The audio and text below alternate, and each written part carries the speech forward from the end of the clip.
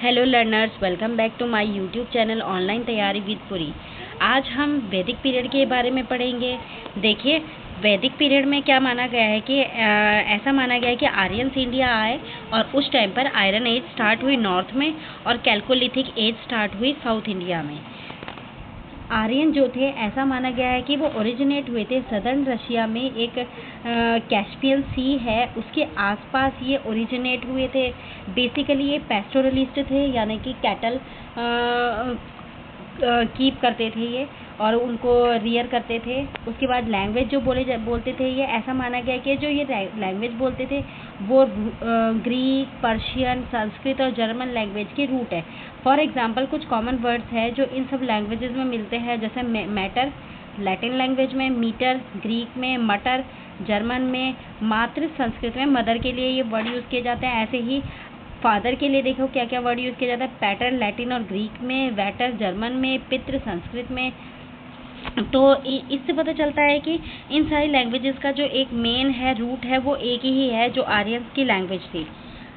ऐसा माना गया है कि ये इंडिया में हमारे यहाँ पर हॉर्स और हॉर्स ड्रॉन कैरियर लेकर आए, ऑल्सो बिलीव फॉर आयरन। और ये ऐसा भी माना गया है कि ये ही इंडिया में आयरन एज लेकर आए।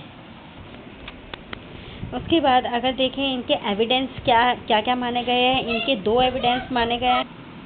तो आर्यंस के आने के दो एविडेंस माने गए हैं, एक है BRW और एक है PGW। BRW जो है, BRW मतलब है ब्लैक एंड रेड वेयर, और ये इंडो गैंगेटिक डिवाइड या गंगा यमुना दो आब में मिले हैं। और जो PGW है उसकी फुल फॉर्म है पेंटेड ग्रे वेयर, और ये middle and east Gangetic plain में मिला है। इनकी एज जो मानी गई है वो 1000 to 600 BCE मानी गई है, जबकि BRW की 1450 से लेके 1200 BCE तक मानी गई है। और जो PGW है वो उनका ब्लैक और या फिर रेड बैकग्राउंड होता था और उसको ज्योमेट्रिक फैशन में ग्रे कलर का पैटर्न हुआ करता था। अब इसकी साइट्स की बात करते हैं तो इनकी साइट्स है, राजस्थान की है सरदारगढ़, बैरत और नोह, हरियाणा की है पानीपत, रोपड़, दिल्ली यूपी का है आलमगीरपुर, हस्तिनापुर, कन्नौज, अतरंगी, खेरा।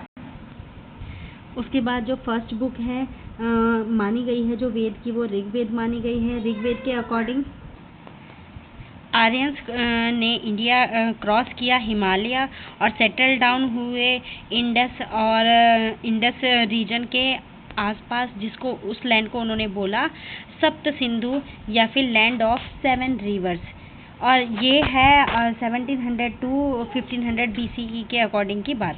उसके बाद ये वेल्थ मानते थे अपने कैटल को, कैटल से ये मिल्क लेते थे, घी लेते थे, मीट लेते थे। और 1000 से लेकर के 600 BCE तक आर्यंस स्प्रेड हो गए थे इंडो गैंगेटिक प्लेन्स में, जहाँ से हमने PGW की बात भी की थी। इनके जो हाउसेस थे वो वेटल के रॉड्स के या इंटरवोवन ब्रांचेस के बने होते थे, और ये अपने घरों को दौब यानी कि क्ले से भी कवर करते थे। दौब, DAUB, दौब मतलब क्ले। उसके बाद एक जो वर्ड है प्लो के लिए ये वर्ड यूज करते थे लंगाला, जो कि मुंडा लैंग्वेज से लिया गया है।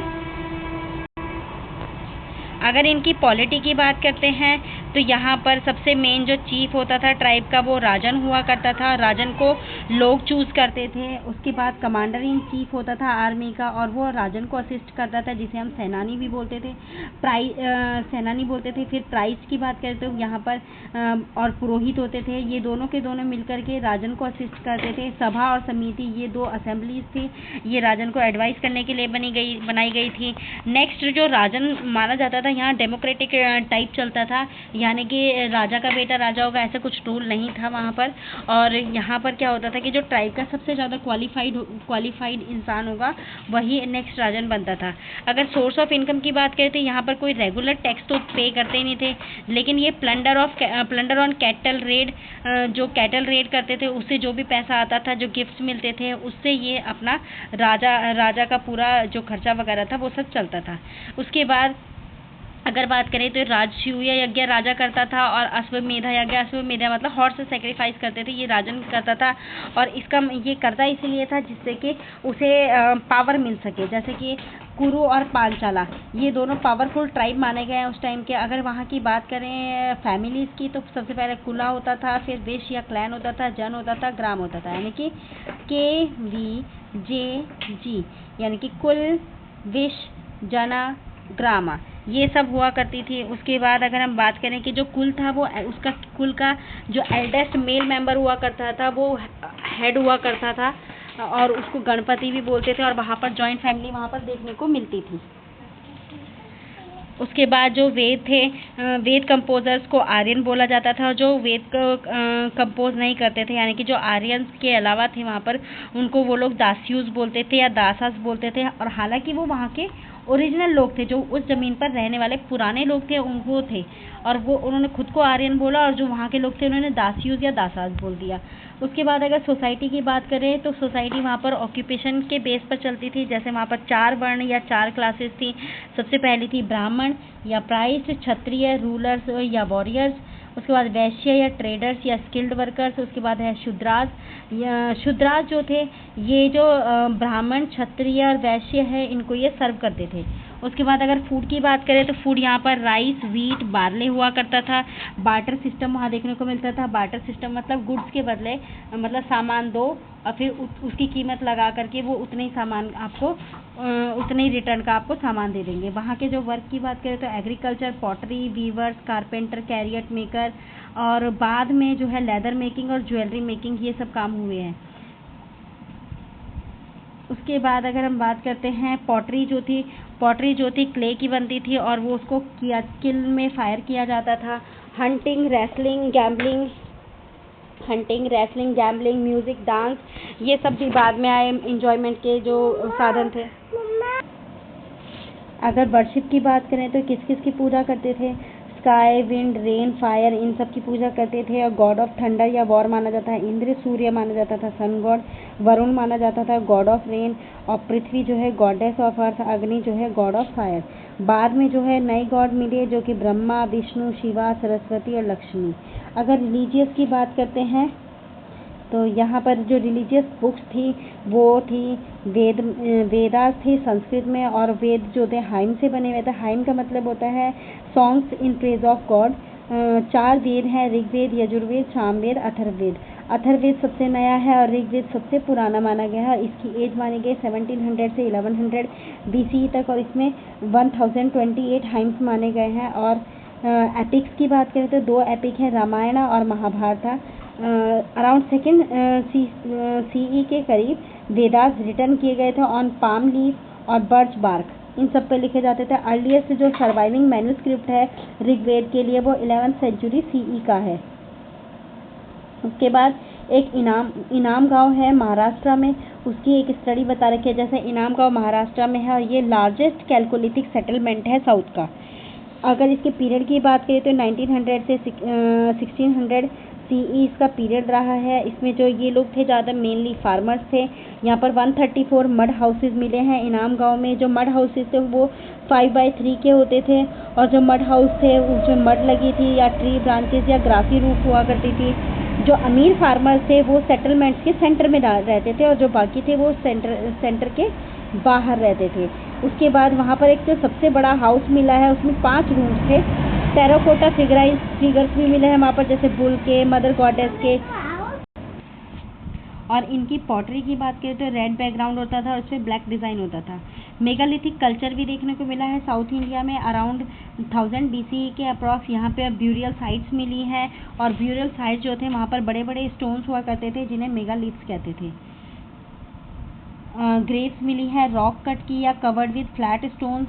बोन्स इन पॉट जो थे उसके अंदर बोन्स भी मिली है या फिर अर्न के अंदर, और ये बरीड कही गई है। And then ring of stones, जैसे मैंने दिखा रखा है यहाँ पे कि एक क्या किया है उन्होंने कि जैसे डेड पीपल को नीचे बरी कर दिया, उसके बाद इसके चारों ओर एक रिंग डाल देते थे स्टोन्स की। उसके बाद पिट्स मिले हैं। पिट्स को वो लोग सिस्ट बोलते हैं विद लाइनिंग ऑफ स्टोन्स। यहाँ पर आयरन के टूल्स भी मिले हैं। एक डॉलमेन और मेगालिथ टॉम भी मिला है मारायूर केरला में। एक सिस्ट जो मिली है वो मिली है हमारा कोदुमनल में तमिलनाडु में। जब आर्यंस एक्सपैंड हुए तो दे फॉर्म्ड फर्स्ट स्टेट्स, जिन्हें उन्होंने जनपद कहा गया था। उसके बाद अगर हम बात करें जनपद की, तो जो जनपद होते थे इसका रूलर होता था चीफ या राजन बोलते थे। ये लेटर वैदिक एज जो है 600 BCE से मानी गई है। उसके बाद अगर जनपद की बात करें तो बहुत सारे जनपद आपस में मिलकर के महाजनपद बनाते थे। बुद्धिस्ट टेक्स्ट है एक अंगुत्तरा निकाया और दिघ निकाया, अराउंड 600 BCE के लिखा गया है ये। और यहाँ पर ऐसा बताया गया कि इसमें टोटल महाजनपद जो थे उस टाइम पर 16 महाजनपद थे, और इन 16 महाजनपद में मगध जो था वो सबसे पावरफुल था। लेकिन अवंती, वत्स, कोसाला ये भी पावरफुल थे, लेकिन जो सबसे पावरफुल था वो था मगध। मगध के बारे में हम थोड़ा सा और आगे भी पढ़ेंगे अभी थोड़ी देर में। उसके बाद अगर बात करें स्टेट, ये जो स्टेट का मतलब वहाँ पर जो डिफाइन किया गया था वो ये था sovereign political organisation. Sovereign political organisation मतलब एक ऐसी ऑर्गेनाइजेशन होती है जिसमें कोई बाहर के लोगों को कोई इंटरफेरेंस नहीं होता है। जो अर्लियर स्टेट्स थे वो दो तरह के थे, एक मोनार्चीज और रिपब्लिक्स। जैसे कि हमें पता है मोनार्ची का मतलब होता है कि जहाँ पर राजा का बेटा ही राजा बनेगा, और यहाँ पर टोटल 16 महाजनपद थे उस टाइम पर और गैंगेटिक प्लेन में, और ये सारे के सारे जो थे मोनार्च थे। जबकि जो रिपब्लिक थे, रिपब्लिक में जो पीपल थे वो चूज़ करते थे रूलर को। अदर नेम जो था वो गणसंघात था और ये लेस फर्टाइल होता था, और जो मोनार्चीज होता था इसका हेड गणपति होता था। उसके नेक्स्ट अगर देखें जो एग्जाम्पल है रिपब्लिक के वो है मल्लास, यादवास, साक्यास और वृज्जी यानी कि वज्जीज। नेक्स्ट है हमारा जातक टेल्स। जातक टेल्स जो है जो बुद्धा है उनके जो प्रीवियस बर्थ है उसके बारे में टेल्स जो थी उन्हें जातक टेल्स कहते थे। और लेटर वैदिक पीरियड के बारे में जो सोर्स ऑफ इंफॉर्मेशन है वो जातक टेल्स हैं, ब्राह्मणास है, उपनिषद है, रामायण है और महाभारत है। इस पीरियड में जो पहला यूज़ हुआ वो कॉइन्स का ट्रेड्स के लिए यूज़ हुआ था। जो ट्रेड्स के लिए यूज़ हुआ था वो तो सिल्वर और कॉपर के कॉइन्स यूज़ किए जाते थे, और जो कॉइन्स होते थे वो पंच्ड होते थे, उस पर हिल्स के या ट्रीज के या कोई भी नेचुरल सीन के पंचिंग की जाती थी। फॉर एग्जाम्पल कोसाला जो है एक जगह है 600 से 470 BC तक यहाँ पर से एक मिला है। उसके बाद अगर ट्रेडिंग सेंटर्स की बात करें तो तक्षशिला पाकिस्तान, चंपा, कच्छ, भरूच गुजरात, ये हमारे कुछ ट्रेडिंग सेंटर्स थे उस टाइम पर। लेटर वैदिक पीरियड के जो ग्रुप है क्राफ्ट्स पर्सन का उसे बोलते थे गिल्ड्स, और गिल्ड्स जो थे उसको बोलते थे श्रेणीज। इम्पॉर्टेंट जो सिटीज़ थी उस टाइम पर वो थी पाटलिपुत्रा, राजगीर, वाराणसी, कौसाम्बी, और जो महाजनपद थे वो उनको फोर्टिफाई किया जाता। फोर्टिफाई का मतलब उसके चारों ओर एक दीवार बना दी जाती थी, उसको हम बोलते हैं फोर्टिफाइड। वैदिक इंडिया की बात करें तो टैक्सेस जो थे राजा लेवाई करता था, और किसके ऊपर करता था वो थे क्राफ्ट्समैन या कैटल या शीप हर्डर्स। कई बार उनके शीप या उनके जानवर ले लिए जाते थे एज अ टैक्स। अब ये केस स्टडी बता रखी है मगध की।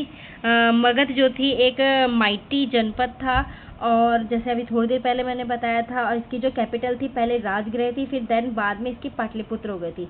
इसका जो पहला रूलर था वो था बिंबिसार, और वो था 558 से 493 BC तक, और ये हरण्यक डायनेस्टी का था। इसकी जो कैरेक्टरिस्टिक की बात करें तो वहाँ रोड का एक्सटेंसिव नेटवर्क था, कम्युनिकेशन था, और ये जो था इसने ये सेजेस को बहुत मानता था, जैसे जैन और बुद्ध को।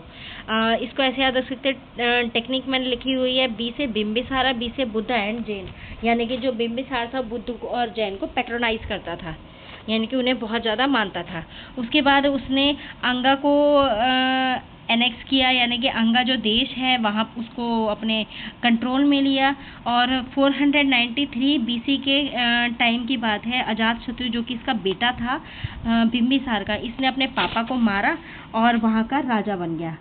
जैसे ये देखते हैं इसकी टेक्निक मैंने लिखी है, बिंबिसार का शत्रु उसका बेटा यानी कि अजातशत्रु। अब बिंबिसार अजातशत्रु की अगर बात करें, अजातशत्रु की कैरेक्टरिस्टिक है ये बहुत ज़्यादा फेयर और जस्ट किंग था। अब लिखा हुआ फेयर और जस्ट किंग है, लेकिन ये कहाँ का जस्ट हुआ कि उसने फादर को मार दिया। हाँ, ये भी हो सकता है कि उसके फादर ने कुछ गड़बड़ किया हो, अब ये तो हिस्टोरियंस ही जान सकते हैं। उसने अपनी कैपिटल जो है पाटलिपुत्रा शिफ्ट करी। उसका देखो पुत्र है ना, पुत्र, तो ऐसे देख सकते हैं बिंबिसारा के पुत्र ने पुत्रा कैपिटल ली, यानी कि पाटलिपुत्रा। उसके बाद है उसने कोसाला और वृज्जी को अनेक्स किया।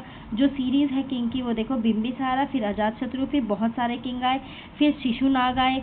शिशुनाग के बाद नंदा डायनेस्टी आई। नंदा डायनेस्टी जो थी वो 400 BC के अप्रॉक्स आई, और उसने लगभग 75 ईयर्स तक वहाँ पर राज किया मगध में। उसके बाद चंद्रगुप्त मौर्य आ गए।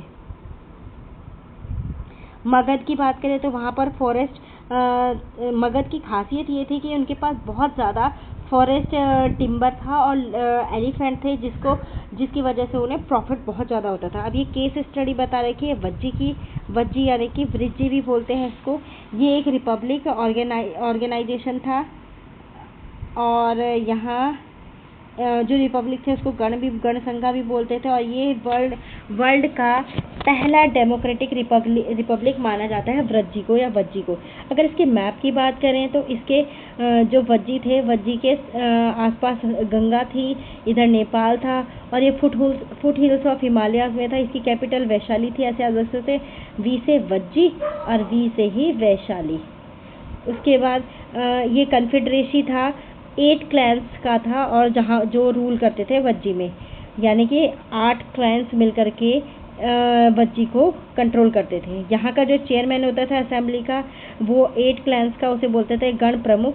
और जो क्लैंस थे वो कौन कौन से थे, देखो 4 का यहाँ पे मेंशन कर रखा है, 4 का मेंशन नहीं है। एक तो है लच्छविस, वज्जिस, जनत्रिकास और विधानास। तो इस तरह से विधिहास, ये इस तरह से यहाँ पर 4 क्लेंस के नाम दिए गए हैं, और 4 का भी अननोन है यहाँ पर। थैंक यू लर्नर्स, और मैं चाहती हूँ कि आप मेरे चैनल को ज़्यादा से ज़्यादा शेयर करें, सब्सक्राइब करें और लाइक करें मेरी सारी वीडियोस, जिससे कि मैं आपको और अच्छी से अच्छी वीडियोस बनाने की कोशिश करूँगी। हो सकता है मैं आगे जाके अभी थोड़े दिनों में करंट अफेयर्स भी शुरू कर दूँ।